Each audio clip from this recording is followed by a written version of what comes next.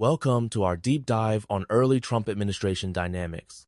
To kick things off, Nancy Pelosi, the House Minority Leader, recently dismissed President Trump's first month in office, claiming he's done nothing productive. Dr. Carter, what does this kind of public criticism signify in the context of American politics?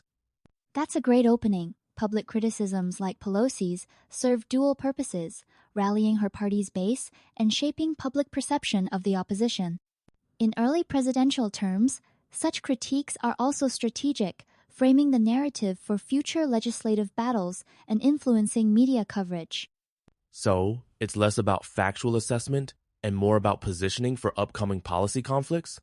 Exactly. While substantive concerns might exist, early critiques are often about setting expectations and establishing partisan lines. It's a common tactic, especially after contentious elections, to immediately challenge the legitimacy or effectiveness of the incoming administration. Transitioning from Pelosi's comments, President Trump didn't stay silent. He responded by questioning Pelosi's competence and highlighting the shrinking influence of the Democratic Party. How does this style of rebuttal affect public discourse? Trump's approach is classic counterpunching. By attacking Pelosi's leadership and pointing to Democratic losses, he redirects the conversation from his own record to his opponent's perceived failures. This can polarize the audience but also energizes his supporters, framing his presidency as a corrective to past leadership. Are there historical parallels to this kind of exchange between party leaders? Absolutely. If we look back, presidents like Reagan and Clinton faced similar pushback and responded with sharp retorts. These public back-and-forths often define the tone for legislative negotiations and set the stage for how both parties interact. President Trump mentioned his support for a robust two-party system, suggesting that Democratic decline could harm national politics. Could you explain why a two-party system is considered vital in the U.S.? A healthy two-party system ensures checks and balances, representing multiple viewpoints and preventing any one group from monopolizing power. It fosters debate, encourages compromise, and gives voters real choices. If one party weakens substantially, governance risks becoming less accountable and less responsive. Is there evidence that political competition correlates with better policy outcomes?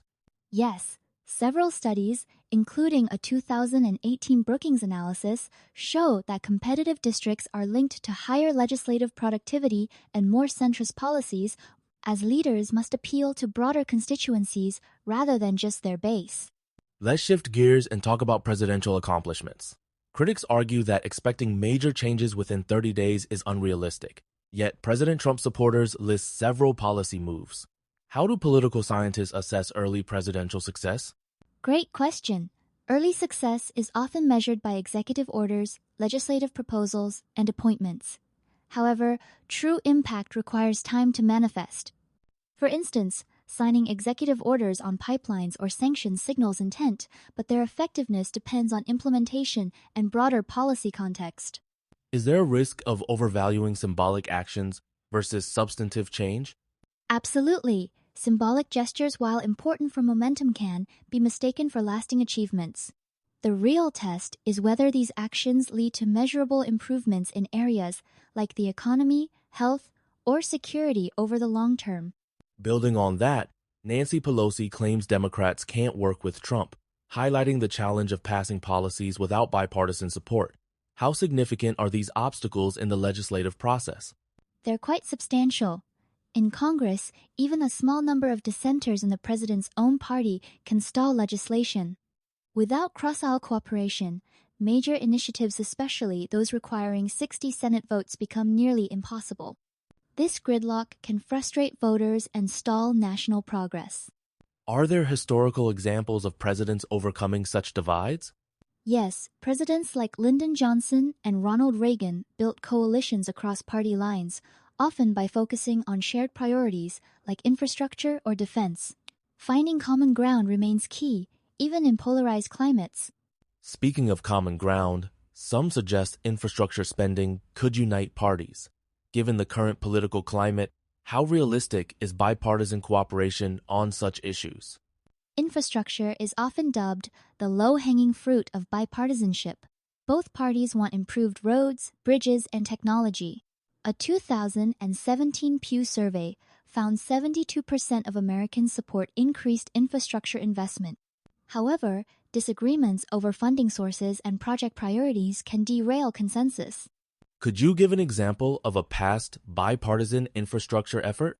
Certainly, the 2015 FAST Act, signed by President Obama, passed with broad support and funded transportation projects nationwide. It shows that, despite polarization, practical needs can drive collaboration. Let's examine party dynamics further. The Democrats have lost both houses, the presidency, and numerous state seats recently. What factors contribute to such widespread electoral setbacks? Multiple factors play a role, including unpopular policies, weak candidate recruitment, and shifting demographics. According to a 2016 Gallup analysis, the Democrats lost nearly 10 state legislative seats in the past decade, often in rural and working-class areas where economic discontent was high. Are there signs the party is adapting to reverse these losses? Yes, there's been renewed focus on grassroots organizing, local races, and messaging tailored to diverse communities. The 2018 midterms, for example, saw Democrats regain seats in suburban districts, signaling some course correction. Another recurring theme is the accusation of biased Democrats labeling Trump as sexist or racist. How do such allegations shape political debate and voter perception? These charges are highly polarizing, often mobilizing both opposition and support. A 2017 Harvard study found that identity-based attacks increase partisanship and reduce willingness to compromise. Yet, they can also spotlight real systemic issues, prompting policy responses like diversity initiatives.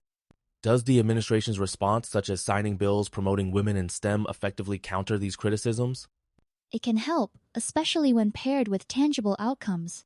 Symbolic acts, like public bill signings with high-profile women present, challenge negative narratives.